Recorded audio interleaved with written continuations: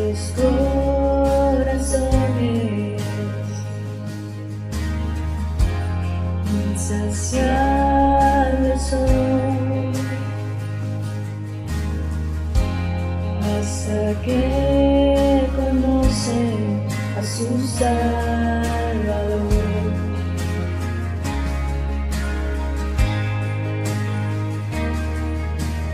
Tal y como somos, amor,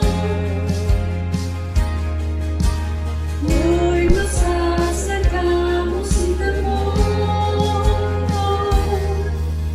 Él es el agua que nunca más tendremos sed.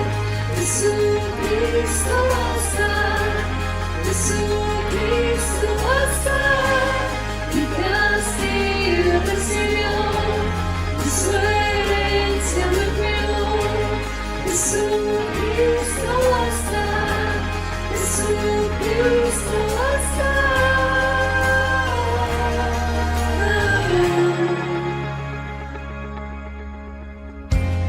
Fuimos alcanzados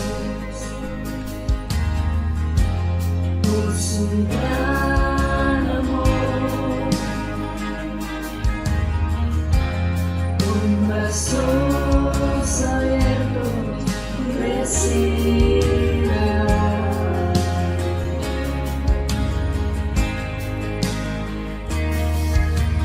Tal y como somos, amor,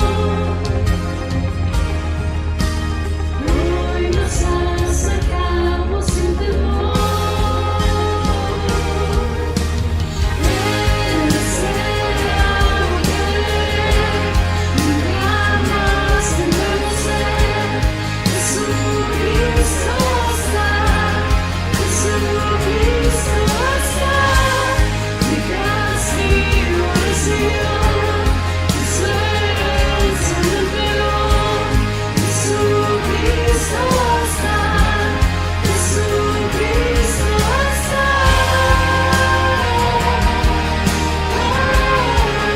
Jesucristo basta.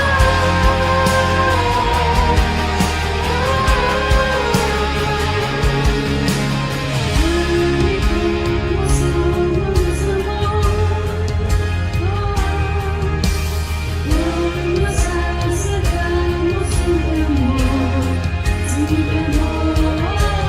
Tal y como somos, amor, hoy nos acercamos sin temor. Es el agua que nunca más tendremos sed. Jesucristo basta, Jesucristo basta. Mi castigo recibió, y su herencia me envió. Jesucristo basta, Jesucristo basta.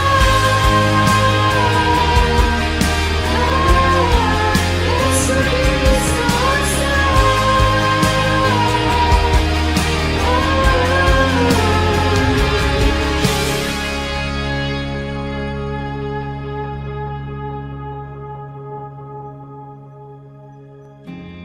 Ahora y un futuro, mi esperanza fiel, en su amor confiamos, hay descanso en él.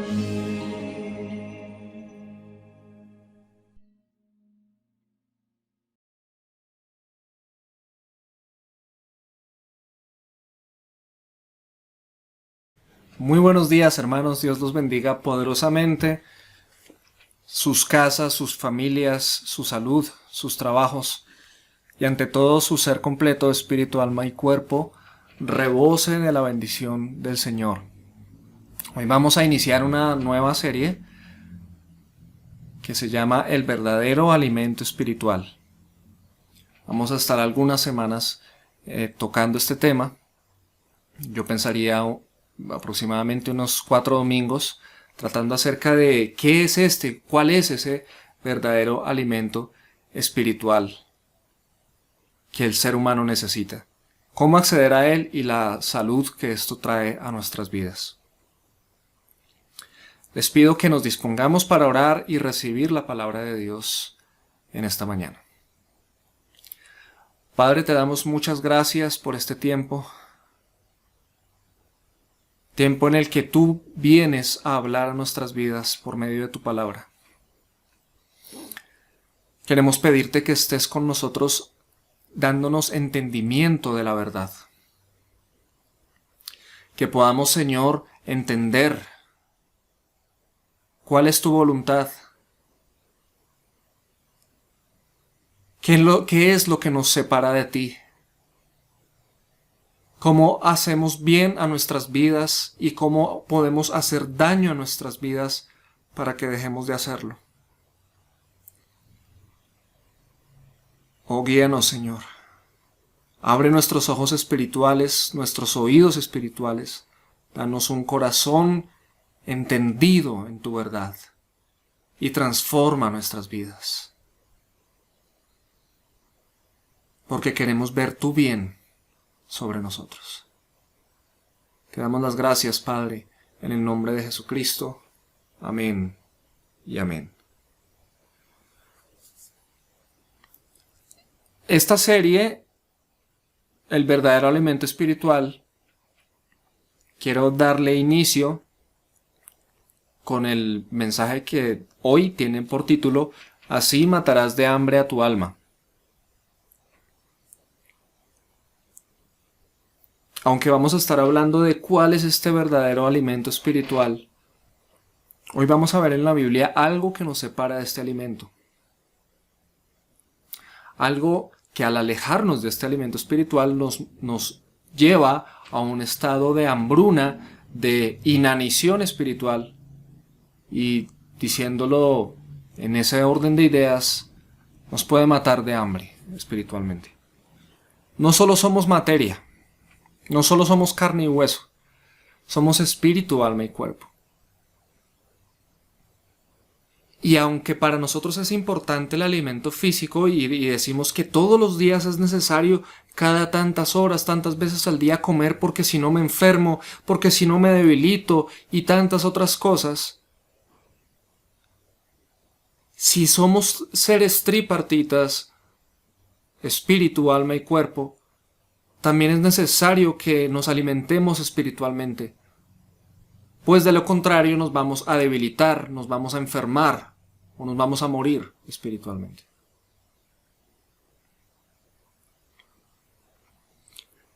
Para tratar este preciosísimo tema al día de hoy, vamos a ir a la primera carta de Pablo a los Corintios, en el capítulo 10, versículos 1 al 14, y vamos a tomar este texto y lo vamos a dividir en 3 partes.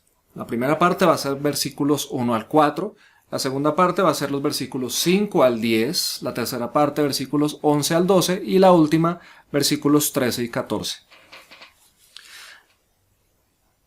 Para hablar de esta primera parte quiero que nos enfoquemos en lo que Pablo quiere decir, y es que Cristo es el verdadero alimento espiritual. Cristo es el verdadero alimento para nuestras almas. Dice nuestro texto así: No quiero, hermanos, que ignoren lo que le sucedió a nuestro pueblo siglos atrás en el desierto. Dios, para guiarlos, envió una nube que avanzaba delante de ellos y los condujo sanos y salvos a través del Mar Rojo. A esto podríamos llamarle bautismo en el mar y en la nube, como seguidores de Moisés, a quien aceptaban como jefe. Luego, milagrosamente, Dios les dio alimentos y agua allí mismo en el desierto, y bebieron el agua que Cristo les daba. Cristo estaba allí con ellos como poderosa roca de refrigerio espiritual.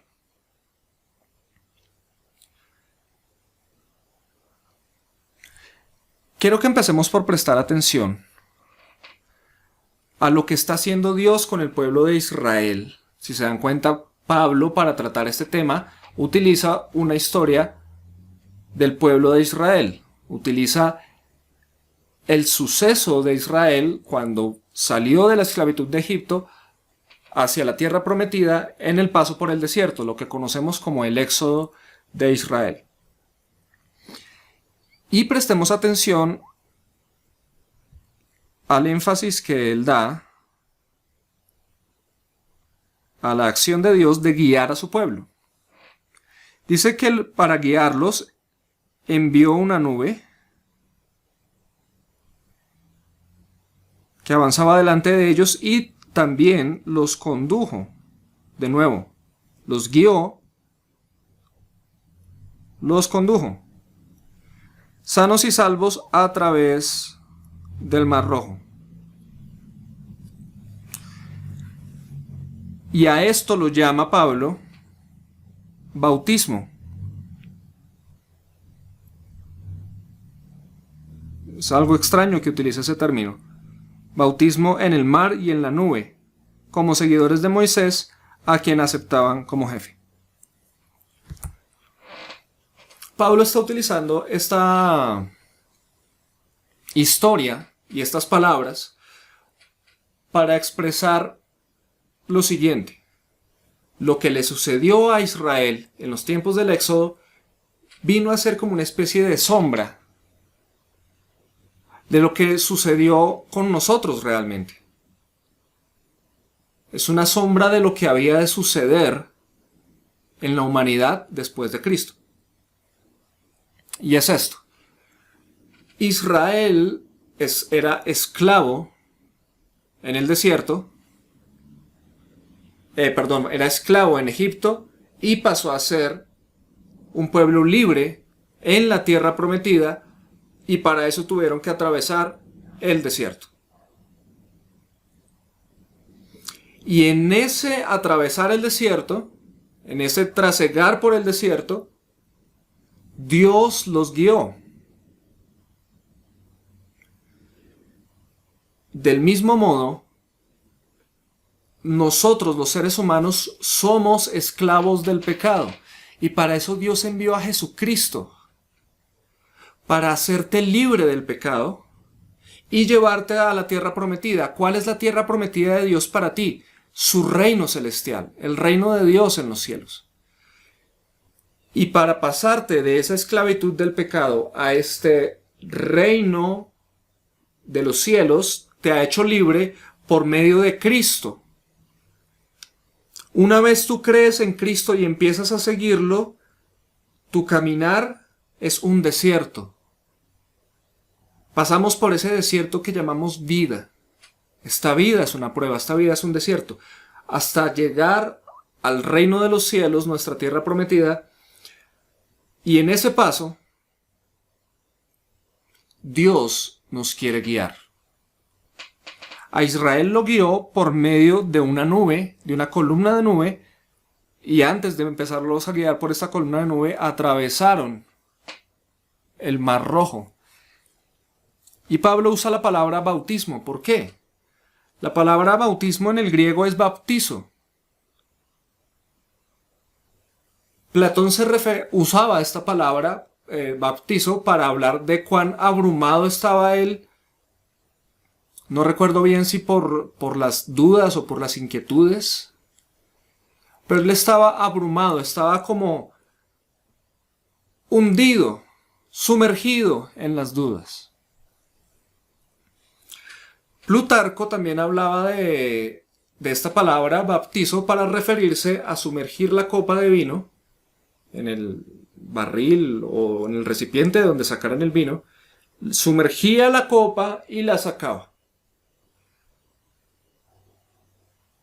Si se dan cuenta, entonces esta palabra bautizo tiene que ver como con sumergirse o estar hundido, abrumado por algo, etc. Cuando vemos este texto decimos, pero no entiendo acá, ¿por qué está utilizando esa palabra bautismo? Creo que se refiere al uso del bautismo cristiano, al uso o al entendimiento que nosotros tenemos en la acción del bautismo cristiano. Y si es así, entonces Pablo está hablando de básicamente dos cosas y por eso está utilizando esta palabra bautismo. Número uno, de limpieza. Pasar de un estado negativo a un estado positivo. De un estado de suciedad a un estado de pureza. Y eso fue lo que pasó con Israel.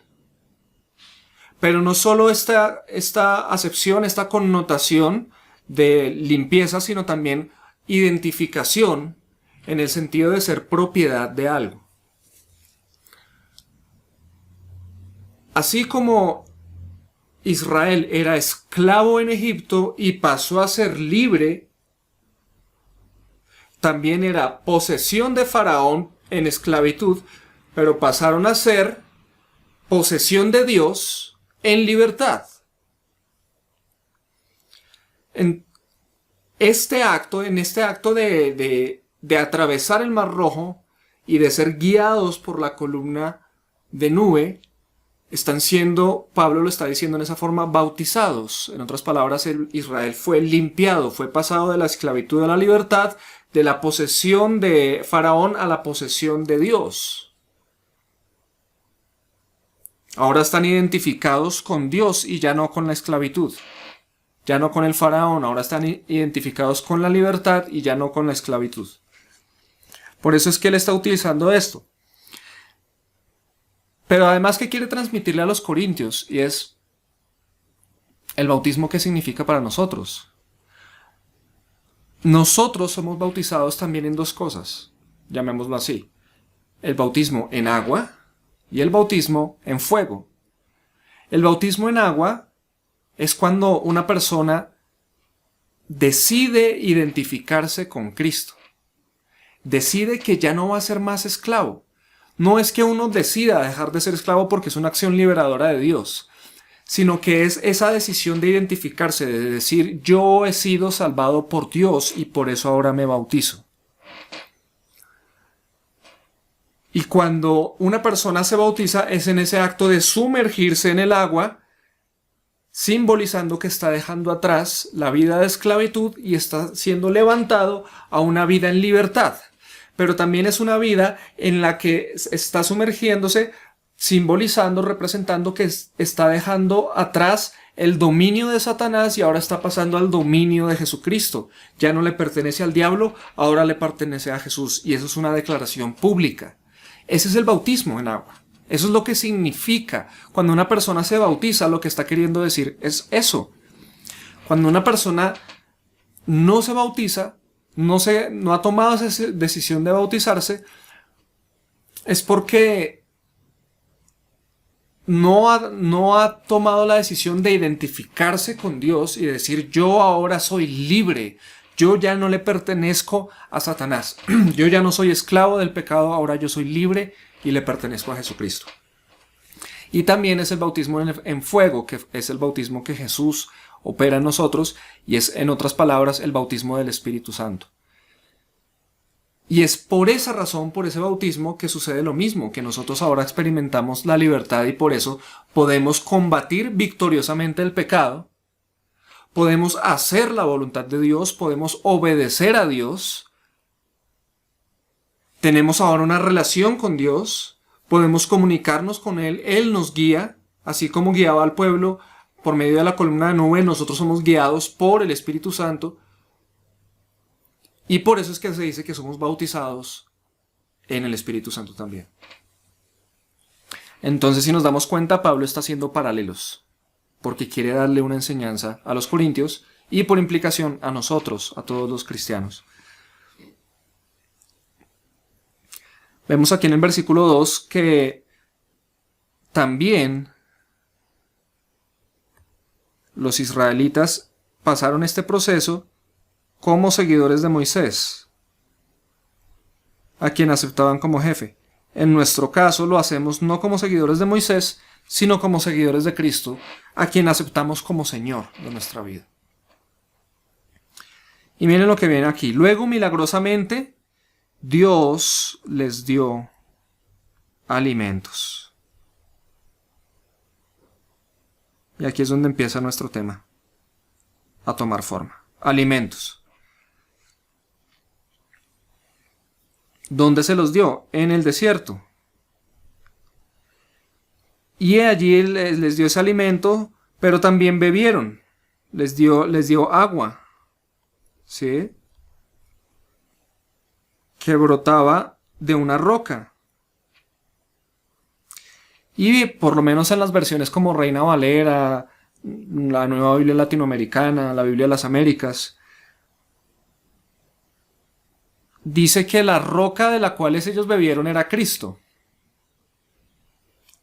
En esta versión que hoy decidí escoger, utilizar una versión parafraseada, que es la Biblia al día de 1979. Aquí en esta versión dice que Cristo estaba allí con ellos como poderosa roca de refrigerio espiritual. No es cuando la Reina Valera dice que esa roca es Cristo, no significa que Cristo se convirtió en roca, sino que esa roca, la cual Moisés golpeó y de ella salió agua, representa a Cristo como la roca de nuestra vida, como el fundamento de nuestra vida, y de ese fundamento brota agua de vida eterna. Es lo que Jesús está diciendo cuando hablamos del agua, es lo que vemos en Juan capítulo 4, versículos 10 y 14. Ahí es Jesús hablando con la mujer samaritana diciendo que Él es quien da agua de vida eterna. Y cuando habla aquí de alimentos, se refiere al maná, que era conocida como el pan del cielo, pues porque fue una comida bastante extraña que descendió, que caía del cielo, y el pueblo de Israel se alimentó durante bastante tiempo con ese maná. Y Jesús en Juan 6, del 32 al 34, dice que el verdadero pan del cielo no era el maná que Moisés le dio a Israel, sino que el verdadero pan del cielo es el que Dios da por medio de Cristo. Cristo dijo: yo soy el pan de vida, yo soy el verdadero alimento espiritual. Si nos damos cuenta, aquí Pablo está hablando de eso. Pablo está diciendo: Jesús es el verdadero alimento espiritual. Y en los tiempos de Israel, todo lo que sucedió fue una sombra de lo que había de suceder en nuestros tiempos, es decir, desde Cristo para acá, en nuestra era.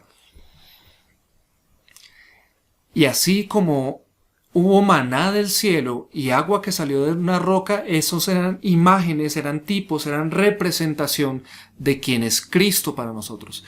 Cristo es el pan del cielo, es el pan de vida eterna, es el agua de vida eterna, Él es el alimento espiritual para nosotros. Si yo me mantengo a base de ajiaco, de arroz con huevo, de sushi, de una bandeja paisa, de un buen pescado, de el plato que sea, si yo me mantengo bien alimentado en el cuerpo, eso es bueno para mí. Pero no me puedo quedar solo ahí. Yo necesito ser alimentado en mi interior. Y para ser alimentado en mi interior necesito a Cristo. Cristo es mi pan y mi bebida. Cristo es mi comida y mi bebida. Yo debo alimentarme de Él. Es lo que Pablo estaba dejando ver aquí en este texto. Pero sucedió algo. Sucedió algo que en el pueblo de Israel los mató. Y es algo que en nosotros nos puede matar de hambre espiritual. Y va en nuestra segunda sección, que es de los versículos 5 al 10. Dice así: mas a pesar de todo, a pesar de todo este bien que Dios les hizo, de alimentarlos y de darles de beber, de guiarlos, de pasarlos de la esclavitud a la libertad, a pesar de todo eso, la mayoría de los israelitas no obedecieron a Dios. Ahí es donde empieza el problema. Y como consecuencia, murieron. Y de eso es de lo que yo quiero hablarte hoy. Mientras ellos murieron en el desierto, el ser humano puede morir también en esta tierra, apartado de Dios para toda la eternidad. Versículo 6. De aquí aprendemos una gran lección, que no debemos desear lo malo. Aquí está el problema, como ellos lo desearon. ¿Qué te separa del verdadero alimento espiritual? Los malos deseos, o dicho en otras palabras, la idolatría. En este momento, en esta sección, les estoy hablando de eso, del pecado de la idolatría. Y no quiero que lo veas como idolatría, como tener otros dioses, otras religiones, otras imágenes, otras estatuas ante las cuales me postro y les pido cosas.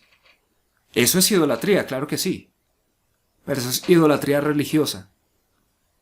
Pero hay otros tipos de idolatría. Vamos a intentar abordar un poquito ese tema hoy. Pero la raíz de toda idolatría, pienso yo que está en ese versículo 6, desear lo malo. En el versículo 7 dice, no debemos adorar ídolos. Entonces es como esa primera acción que nos mata de hambre espiritualmente. La adoración a ídolos.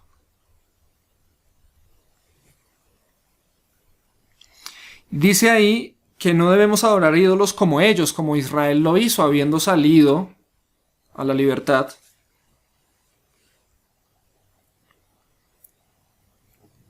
Adoraron ídolos. Y dice acá, las escrituras nos dicen que el pueblo se sentó a comer y a beber y se levantó a danzar en adoración al becerro de oro. Aquí está esta versión explicando el suceso.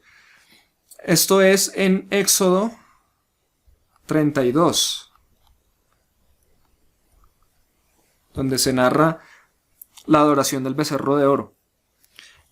Entonces, si tal vez tú estás dándote cuenta acá que hay una adoración a un becerro de oro, a una imagen, entonces esto podríamos decir que es una idolatría religiosa, ¿sí?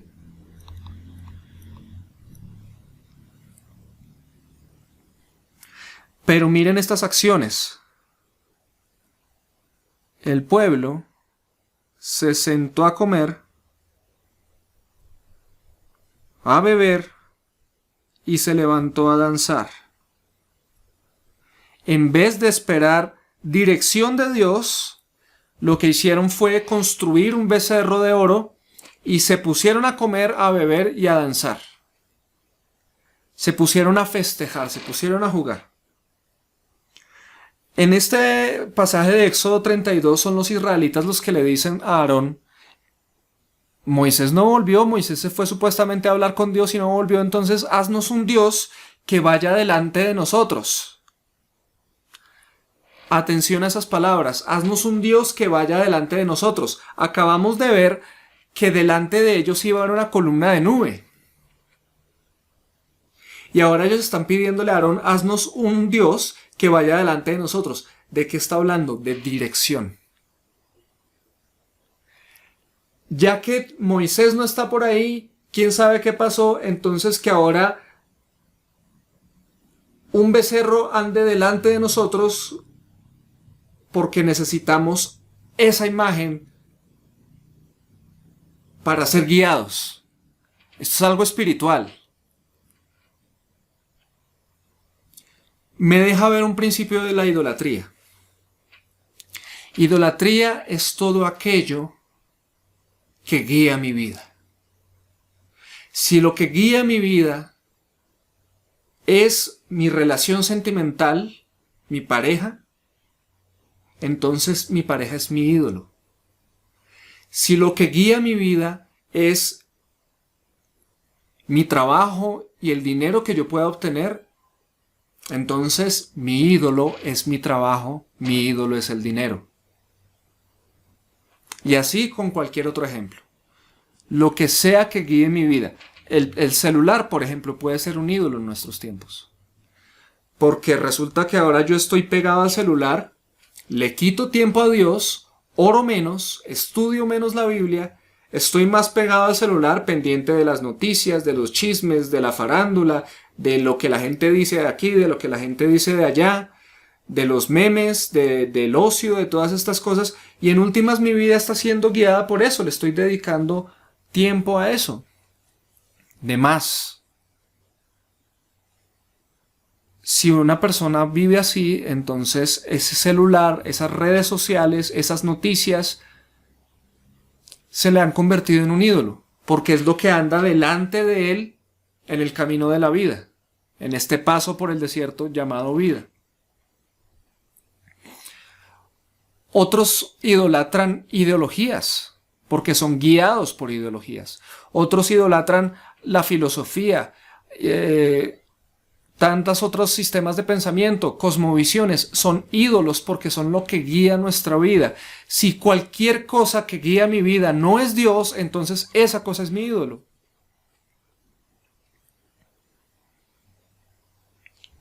Y este ídolo los tiene a ellos distraídos. En vez de estar buscando a Dios, se sentaron fue a comer, a beber y a danzar.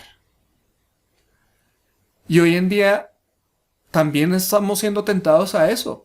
A sentarnos, a comer, a beber, a danzar, es decir, a vivir solo por lo que es nuestro cuerpo.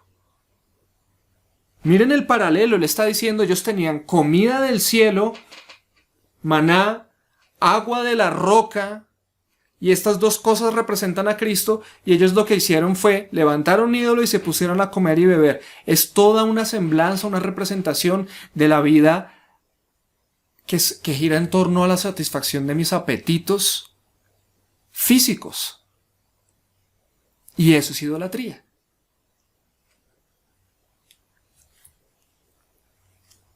En el versículo 8 dice así: aprendemos otra lección. Entonces, primera lección. Lo primero que hicieron los israelitas para matarse de hambre espiritual: adorar ídolos.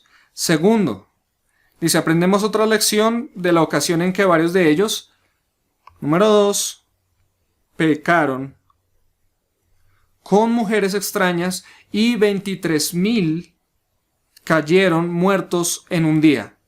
No pongamos a prueba la paciencia del Señor, porque muchos de ellos lo hicieron y murieron mordidos por serpientes.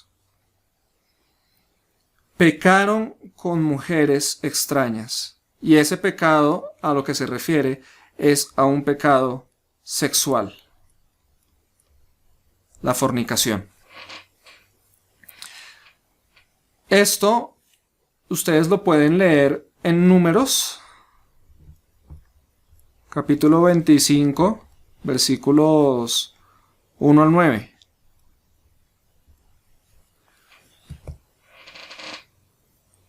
Y fue que ellos, habiendo tenido mujeres en su pueblo, se pusieron a prestarle atención a las mujeres moabitas, a las del pueblo de Moab. Y ellas fueron y se acostaron con ellas,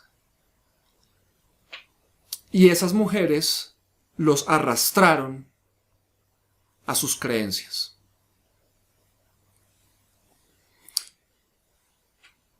Hoy en día, muchas personas se apartan de Cristo por causa de una relación sentimental equivocada.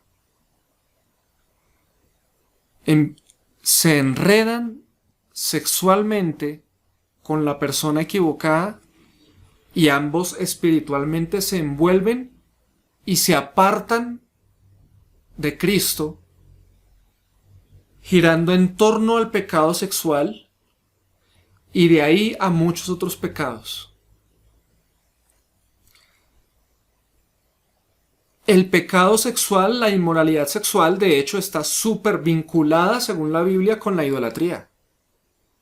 Y vuelvo y digo, no necesariamente la idolatría religiosa, sino que el pecado sexual lleva a una persona a otros pecados en los que termina siendo esclavo de ellos, sometido por ellos, siendo guiados por ellos, o sea, idolatrándolos. Cuando una persona comete adulterio, eso es lo que le pasa. Empieza a ser guiado por otras cosas. Entra en un entenebrecimiento espiritual terrible, en una confusión espiritual terrible, porque ahora está siendo guiado por un ídolo, y es la inmoralidad sexual, y otros ídolos que giran en torno a ese.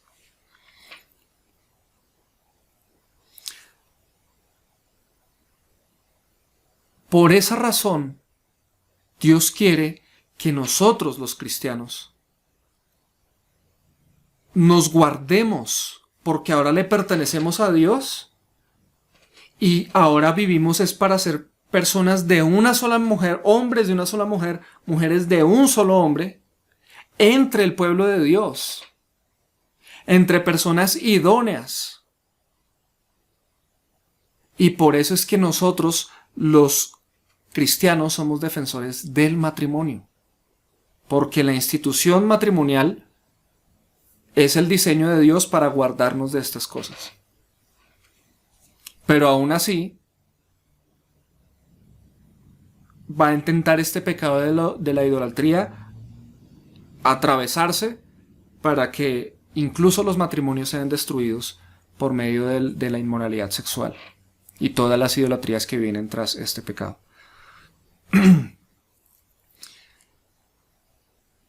Y nos queda un tercer ejemplo, una tercera lección, una tercera acción que mata de hambre nuestro espíritu, y lo vemos en el versículo 10.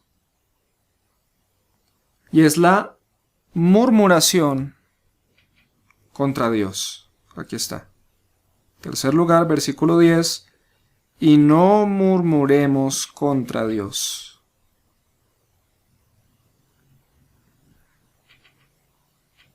Por la manera en que nos trata, como hicieron algunos israelitas, y el Señor envió a su ángel a destruirlos.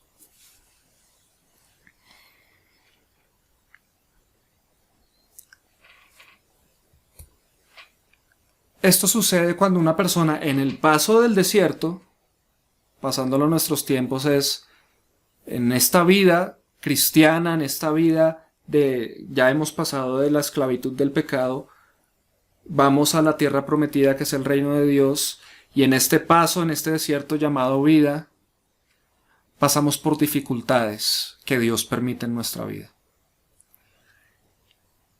Y un pecado que nos va a separar del verdadero alimento espiritual es la murmuración contra Dios. Es decir, que cuando pasamos por medio de dificultades, la reacción de nuestro corazón es de inmediato señalarlo a Él.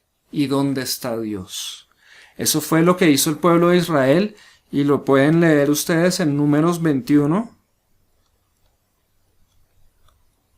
versículos 4 al 6, pero también hay algo muy importante, y es que por lo general esa murmuración en contra de Dios a veces se ve reflejada o expresada en la murmuración en contra de nuestros líderes cristianos.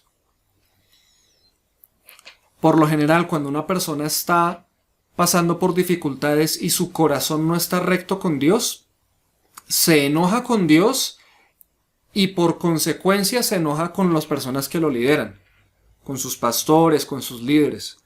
Y en muchos casos terminan murmurando acerca de los líderes, les ven los defectos, los señalan, les caen encima, pero no es porque no es necesariamente porque realmente este líder esté equivocadísimo, que puede que sí, pero no necesariamente es por causa de eso, sino porque esta persona en su corazón no está bien con Dios y actúa de esa forma. Y habla de murmuración, es decir, no es una persona que está allí dispuesta a ser guiado, sino más bien es una persona que empieza a ver los errores en la persona que le guía y empieza a rechazarlo, pero no lo trata de forma frentera, sino que acude a otros para armar un grupo que se levante en contra de ese líder. Todo esto, todo ese tipo de acciones donde hay murmuración, donde hay conspiraciones en contra del liderazgo espiritual, ahí siempre se está moviendo el pecado de la idolatría. De todo eso es de lo que hemos estado hablando ahorita, ¿sí? Ese desear cosas malas, adorar ídolos, la inmoralidad sexual, el enredarme en la inmoralidad sexual, el murmurar contra Dios y el murmurar contra los que me pastorean o me lideran en el camino hacia la tierra prometida, hacia el reino de los cielos, todo eso son señales de idolatría. Entonces, ¿qué es lo que hace la idolatría? ¿Por qué la idolatría mata de hambre nuestra alma? Porque pone en nuestro corazón toda una serie de malos deseos que desplazan a Cristo de nuestro corazón. Sacan a Cristo de nuestro corazón y ponen en su lugar malos deseos. Y eso es un proceso en el que al principio empieza por un afecto, por algo agradable, por una experiencia agradable, por algo que me gusta. Y después se empieza a convertir en una dependencia. Y entonces yo ya quiero estar en esto, hacer esto, incurrir en esto. Me gusta, me hago dependiente del dinero, de la fama, de la admiración, del sexo, del amor de una persona, de la amargura, del odio, del rencor. Me aferro a estas cosas, dependo de estas cosas. Después de eso empiezo a negar que estoy mal. Yo digo, no, pero esto no tiene nada de malo. Incluso lo justifico. Esto no tiene nada de malo. Esto es normal, ¿sí? Después de eso viene un proceso de desintegración, que es cuando ya la idolatría me empieza a deformar del todo, visiblemente. Ya mi carácter está dañado, está corrompido. Ya mis palabras, mis pensamientos, mis actitudes me delatan. Estoy siendo desintegrado. Y por consiguiente me vuelvo hostil hacia otros. Entonces ya soy una persona que no se deja hablar. Que cuando van a venir a decirme lo que está mal en mi vida, yo respondo con un puño, respondo con una piedra en la mano.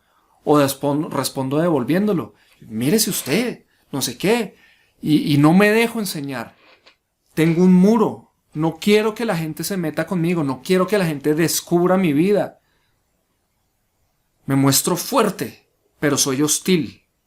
El día que alguien se meta conmigo, chao, se acabó.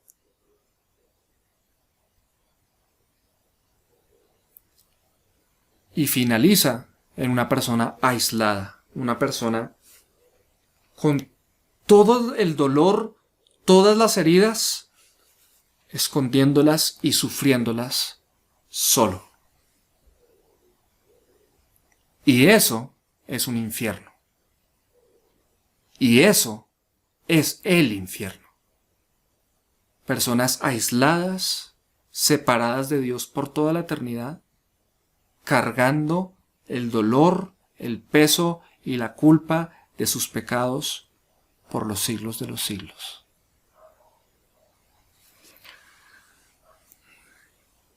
Eso es la idolatría. Eso es lo que produce la idolatría. Por esta razón debemos tener cuidado de nosotros mismos, y eso es lo que nos dice el texto en los versículos 11 y 12. Entonces, en primer lugar, hemos hablado que el verdadero alimento espiritual es Cristo. En segundo lugar, hemos hablado del pecado de la idolatría. Y la idolatría lo que hace es poner en nuestro corazón malos deseos que desplazan a Cristo de Él. Desplazan a Cristo de nuestro corazón. En tercer lugar, vamos a hablar de esto, de lo que tenemos que hacer. Esto ya es aplicación. Ten cuidado de ti mismo. Es lo que te dice la palabra.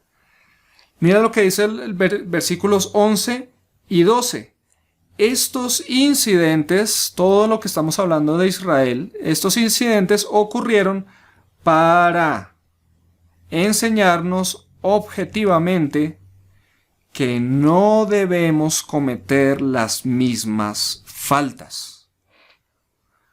fueron escritos, gracias a Dios tenemos esto, fueron escritos para que pudiéramos leerlos, número 1, extraer de ellos, número 2, lecciones para estos días en que el mundo se aproxima a su fin, y este fin es importante.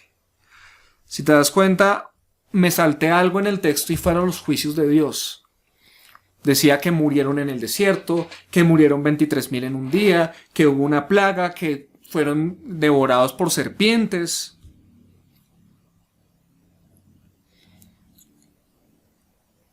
Con esto no estoy queriendo decir que si tú eres un idólatra un día estos te va a atropellar un carro, vas a viajar en avión y se te va a caer, te vas a ahogar la próxima vez que nades en una piscina o que vayas al mar. No estoy diciendo eso. Estoy hablando de algo peor que eso.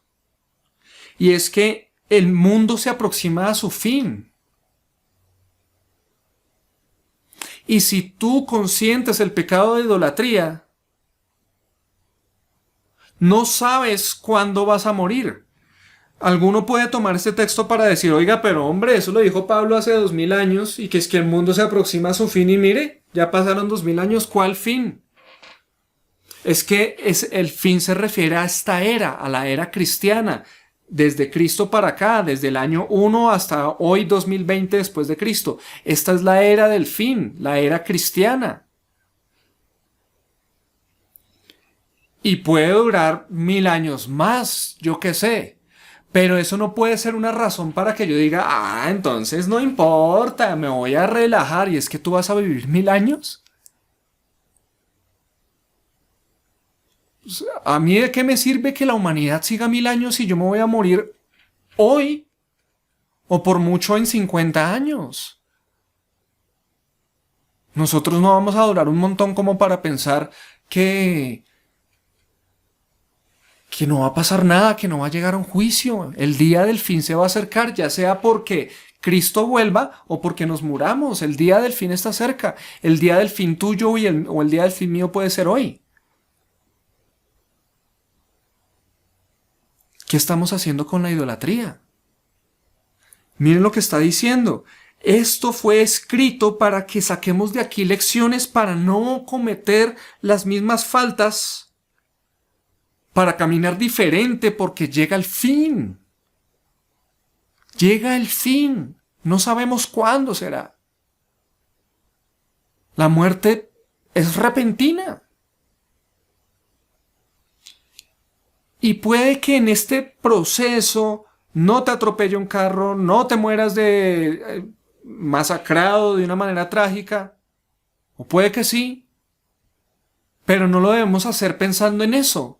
Ay, sí, voy a dejar de la idolatría para que me vaya bien. No se trata de eso. Es, si no dejo la idolatría, Dios mismo me va a juzgar al final, en el juicio del fin. Y los idólatras no heredarán el reino de los cielos, dice la palabra. Por eso es que tenemos que tener cuidado de nosotros mismos y por eso es que tenemos que leer la Biblia para sacar no solo de esta historia, sino de todas las demás lecciones para nuestra vida. Lecciones para nuestra vida. Entonces, si no cuidas de ti mismo, puedes caer ciegamente en la idolatría.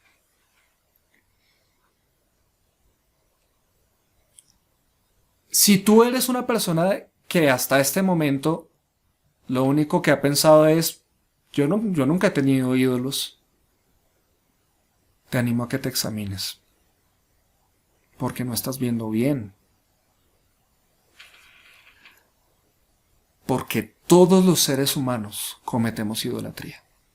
Así no sea idolatría religiosa. Yo nunca me la arrodillé a una virgen, a un santo o a otro dios. Nunca. Por lo menos no recuerdo. Sí, tuve algunas tradiciones religiosas idólatras. Pero si he venido a ser consciente de mis ídolos, es siendo cristiano. Entonces cuidémonos, hermanos, esto mismo está escrito a la iglesia de los Corintios, a una iglesia cristiana, y les está diciendo: tengan cuidado de no caer en idolatría. Cuídate, ten cuidado. Versículo 12. Mucho cuidado. No es poco. Mantente alerta, mucho cuidado, pues el que piense estar firme, tenga cuidado de no caer. Si tú hoy estás escuchando este mensaje y te sientes súper firme, este mensaje es para ti, para decirte que tengas cuidado de no caer en idolatría. Y si tú estás viendo este mensaje y estás detectando idolatrías en tu corazón, entonces ánimo, ven al Señor. Él es quien te libera. Él es quien te guía. Él es tu verdadero alimento espiritual. Él no te va a juzgar ahorita por tus ídolos. Él te va a juzgar es después si no te arrepientes. Ahora es el tiempo de arrepentirse. Es ahora. Entonces ven a Cristo, arrepiéntete de tus ídolos y busca a Cristo.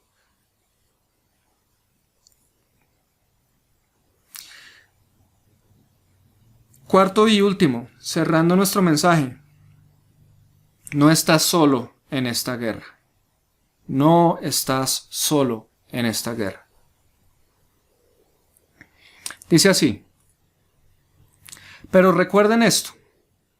Los malos deseos que les hayan sobrevenido no son ni nuevos ni diferentes. Muchísimos han pasado exactamente por los mismos problemas. Ninguna tentación es irresistible. Puedes estar confiado en la fidelidad de Dios,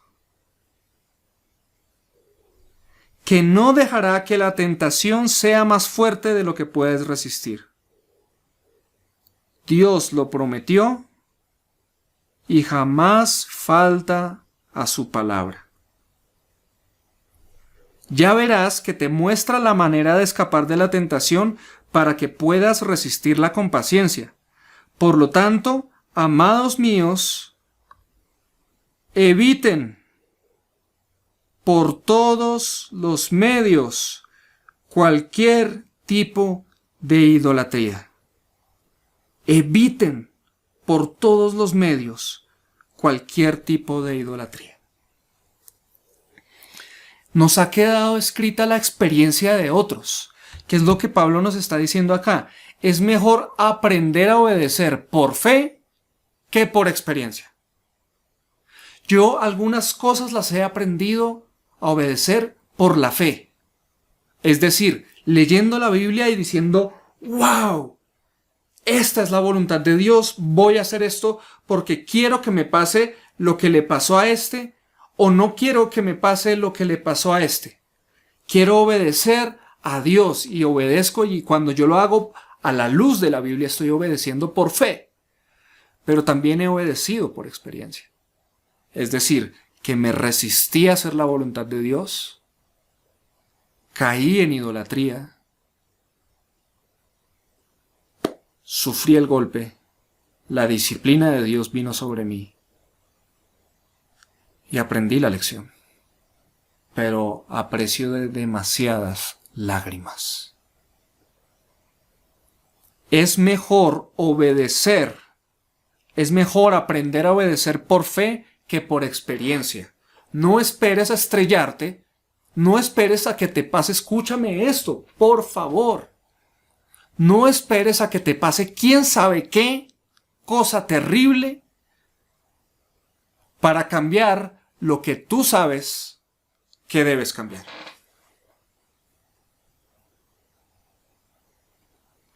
Pero no estás solo en esta lucha.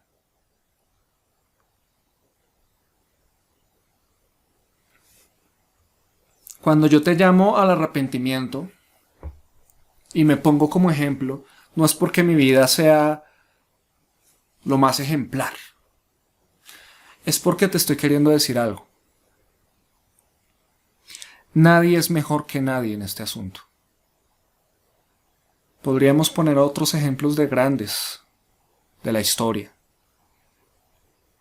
pero ellos tampoco son más grandes. En este asunto del combate, de la guerra contra la idolatría, nadie es más que nadie. Ten cuidado, mi amigo cristiano, cuando te levantas en contra de la idolatría religiosa y te olvidas de la idolatría que tanto te asedia a ti. Cuando veas el pecado en los otros, no debe ser para señalarlo y caerle encima, sino para orar por él, y si tienes los medios y las capacidades y las herramientas, ayúdale para que no peque. Ayúdale a que se arrepienta. No es para señalar al otro. En este asunto nadie es más que el otro. Y si tienes un pastor o un líder que te hace preguntas acerca de tu vida personal para que le abras tu corazón, no es para que él te señale. Él lo hace es para ayudarte. No es porque él se esté creyendo mejor que tú, sino porque quiere hacerte partícipe de su conocimiento, de su experiencia y de todo lo que él ha ganado por medio de la fe, para que tú no vivas un proceso más duro como el que seguramente él ya vivió. En esto nadie es mejor que otro. Y lo vemos en el versículo 13. Dice así: los malos deseos que les hayan sobrevenido no son ni nuevos ni diferentes. Muchísimos han pasado exactamente por los mismos problemas.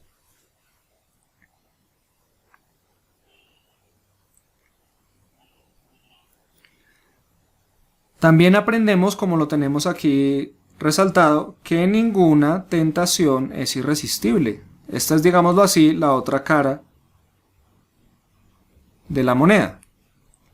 Porque si decimos que nadie es más que el otro en este asunto, pero tomamos eso para decir, todos pecamos, entonces pues pequemos. El que esté libre de pecado que tire la primera piedra. Y como nadie la tira, entonces todos pecamos. ¿Qué le hacemos? Eso somos. Entonces más bien, usted allá, yo acá, no se meta conmigo, yo no me meto con usted, viva y deje vivir. En otras palabras, usted con sus pecados y yo con los míos y nadie se mete con nadie. Eso no es lo que está diciendo. Está diciendo ninguna tentación es irresistible. ¿Qué significa esto? Que es posible vencer. Es posible vencer. Y para eso nos podemos ayudar unos a otros. Es importante que nos ayudemos unos a otros. Pero también en tu lucha quiero hoy que te recibas este consuelo. La Biblia, la palabra de Dios misma dice que las tentaciones que tú estás enfrentando no son irresistibles. Entonces, ¿por qué es que te parecen irresistibles? Porque estás débil espiritualmente. Y al estar débil espiritualmente es un síntoma de que no te estás alimentando bien espiritualmente. Y ese es el propósito de esta serie. Que te empieces a alimentar espiritualmente, cojas fuerzas y con esas fuerzas puedas vencer los pecados que te asedian. Mira la fidelidad de Dios en este texto. Es Dios mismo, Dios está involucrado en esto. Dios no dejará que la tentación sea más fuerte de lo que puedes resistir. Aquí hay algo muy lindo y es que Dios te entrena y usa incluso el pecado para entrenarte. Con esto no estoy diciendo que Él tolere el pecado, pero lo que estoy diciendo es que para entrenarte, para enseñarte a obedecer, Él permite que tengas luchas con el pecado.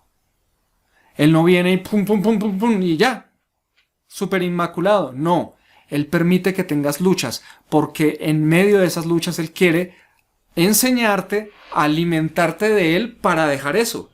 Él quiere enseñarte que Él es la salida, que Él es la victoria, que Él es el alimento. Él quiere enseñarte a amarlo en esa lucha contra el pecado. Y Él es súper eficiente y efectivo en esto. De todos modos, Él prometió, y lo vemos aquí en el versículo 13 al final, ya verás que te muestra la manera de escapar de la tentación, para que puedas resistirla con paciencia. Entonces ten cuidado de ti mismo y tienes que estar alerta y darte cuenta que sí puedes vencer si te fortaleces espiritualmente. Y en la medida que más fuerte seas espiritualmente, más vas a poder ver con claridad las vías de escape que Dios te da.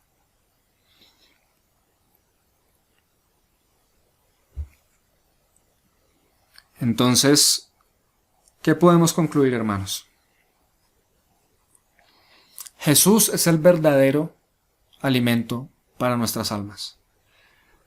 Pero si hay un enemigo en contra de esa fortaleza y ese crecimiento espiritual, es la idolatría. La idolatría nos va a matar de hambre en nuestras almas. Y la idolatría no es solo una. Hay muchos tipos de idolatría. Veamos eso en el versículo 14. Por lo tanto, amados míos, eviten por todos los medios cualquier tipo de idolatría. Hay varios tipos de idolatría.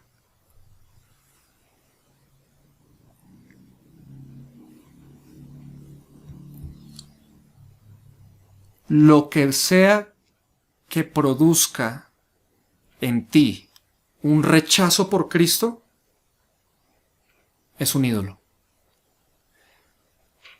Cada vez que tú sientas rechazo por Cristo en tu corazón, y cuando digo rechazo por Cristo no me refiero solo rechazo a su persona, a quién es Él, sino al hecho de orar. No quieres orar, no quieres leer la Biblia, no quieres escuchar un sermón de la iglesia en internet, no quieres predicarle el evangelio a otros, no quieres hablar de Dios a otros, no quieres ayunar, no quieres alabar, cantar canciones a Dios, adorar a Dios, no quieres arrodillarte ante Él. Cuando tú no quieres estas cosas, cuando no quieres sumergirte, conocer más a Cristo, y hay en tu corazón una especie de rechazo, yo quiero invitarte a que reflexiones y te preguntes, ¿por qué? ¿Qué estoy eligiendo? ¿Qué estoy eligiendo en este momento que me lleva a rechazar eso? Y muy probablemente te encuentres con un ídolo. Evítalo. Evita toda clase de idolatría. En las próximas semanas vamos a empezar a hablar de ahora cuál es ese verdadero alimento espiritual y cómo puede ayudarnos a alcanzar esa tierra prometida y a vencer los ídolos que se nos atraviesan en el camino. Entonces los animo a que sigan adelante. En este momento vamos a orar y yo quiero orar por ti si tú en este momento has recibido este mensaje y reflexionas y dices, vaya, en mi vida hay ídolos. Yo quiero que ores en este momento y si puedes orar en este momento, hazlo con palabras de arrepentimiento al Señor. Dile a Él, Padre, Señor, hoy tu palabra ha resplandecido en mi corazón. Hoy tu palabra me ha mostrado que hay ídolos en mi corazón. Y hoy me presento reconociéndolos. Hoy vengo ante tu presencia, reconociendo que hay ídolos en mi corazón y ahora entiendo que esos ídolos, tal vez algunos puedan parecer muy religiosos, muy devotos, pero realmente me separan de ti.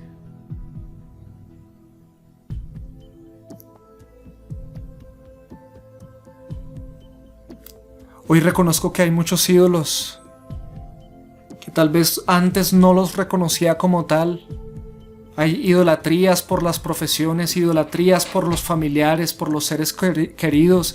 Hay idolatrías por el dinero, por la popularidad, por la admiración de otros. Hay idolatrías por el sexo, por la comida, por la bebida, por la fiesta. por el juego, por el placer en cual sea su forma.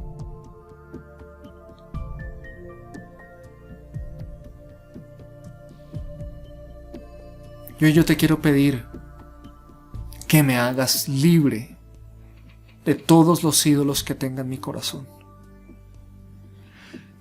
Y ahora entiendo que tengo una batalla en contra de todos los ídolos y que voy camino a una tierra prometida y que tú quieres guiarme.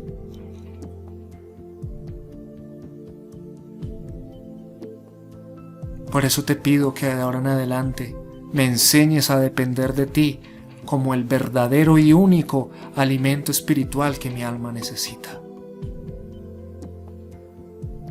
Guíame, guíame, Señor. Te lo pido en el nombre de Jesucristo. Amén y amén. Si este mensaje ha bendecido tu vida, quiero pedirte que lo compartas. Compártelo a tus contactos, por WhatsApp o en tus redes sociales. Comparte este mensaje si crees que puede hablar a la vida de alguien, si crees que puede alimentar y animar la vida de alguna persona. Compártelo y deja que la palabra de Cristo llegue a muchos otros lugares. Nos vemos en 8 días y vamos a seguir aprendiendo de el verdadero alimento espiritual. Dios los bendiga a todos.